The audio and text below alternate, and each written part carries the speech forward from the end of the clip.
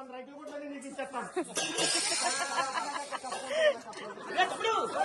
నీకు చీరలు ఎందుకు రా తమ్ముడు? చీరలు ఎందుకని అడుగుతున్నావు అక్క? 7 గంటలకు వచ్చిన భక్తులు అక్క సంతానం వేళలు ఉంటారు, ఎన్నో పాపాలు చేసిన వాళ్ళు ఉంటారు. ఆ వస్త్రం కట్టుకున్నారనుకో సంతానం కలిగిస్తానక్క. అయితే చెప్తాడా తమ్ముడు? ఏనాడు కూడా తేడా చేయదు కదక్క. రే తమ్ముడు, ఏనాడు తేడా చేయండి రా తమ్ముడు. శరణ్ గారు మీకు చెప్పారు కదా అన్ని చేస్తారంటండి.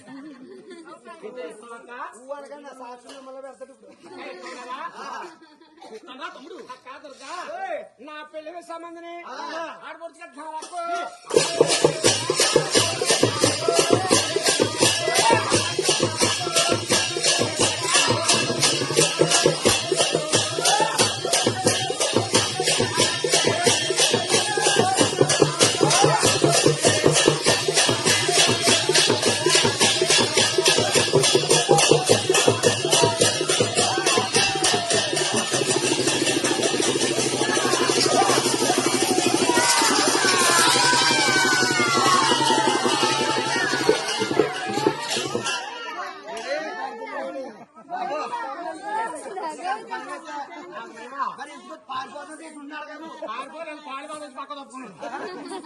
అక్క నా పెళ్లి సంబంధం ఆడపడుచు కట్టిన 60,000 వస్తున్నాయి.